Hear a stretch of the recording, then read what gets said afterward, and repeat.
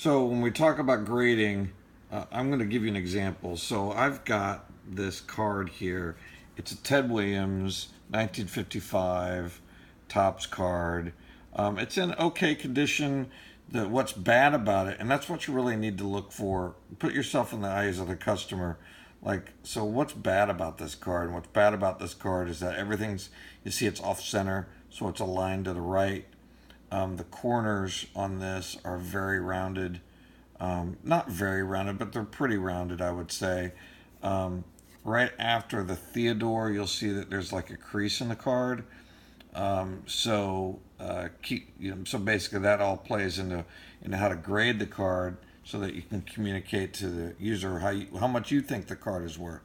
So I think, based on this feedback, corners on a very good, excellent card will show wear, may have light creasing near the edge, centering must be 80/20 or better. A light wrinkle or minor crease may be evident on the reverse of the card, which mine is. More serious print issues with cards and with wax stains will also fall into the very good, excellent. So corner wear, loss of surface loss, like it says. I think that's why this grades, I think, at a very good or excellent type of card, which would place it as a PSA. What does it say here? PSA 4. I mean, I think it's likely that this is kind of a PSA 4 card. So what I do is I'll go into eBay and I will do a search here. Ted Williams 1955 PSA 4, and I'll do a search. And this will show me all the different auctions that are listed right now for this card. But more importantly, what I'm looking for is how much this card actually sold for recently. So I'm going to go here to completed listings. And when I go to completed listings and I highlight that right there, I'm going to now see all the listings that were completed. And I'm looking for greens, because greens told me that something actually sold. So here's this Ted Williams 1955 PSA 4 VGEX Boston Red Sox card, sold for $123.56 after 15 bids.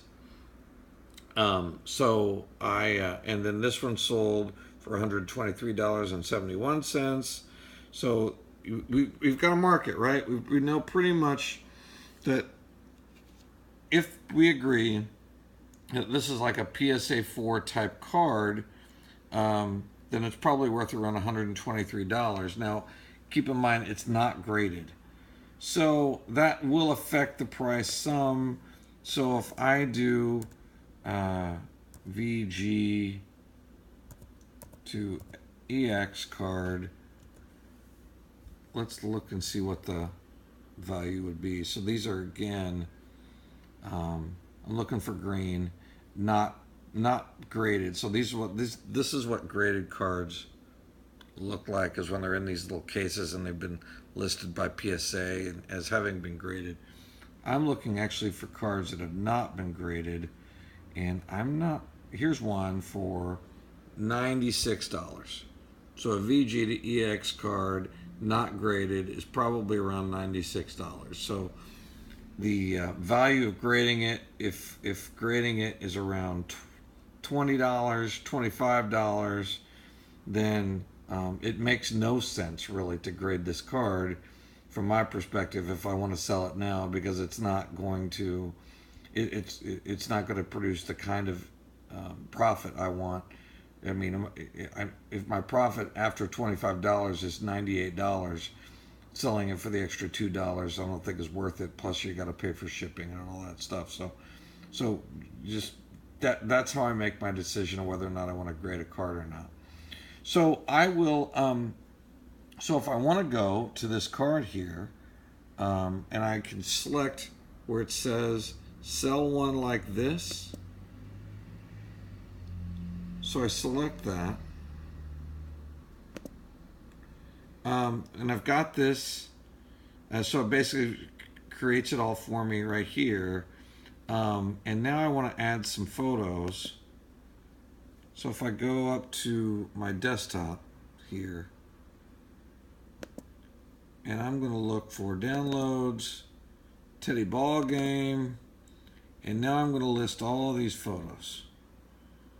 So I'm going to just select all these photos here.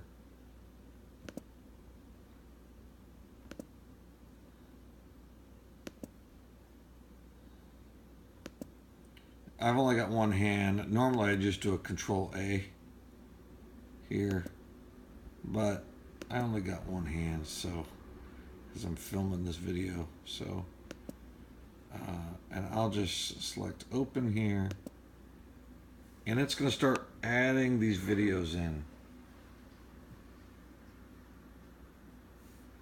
to the website, the web page.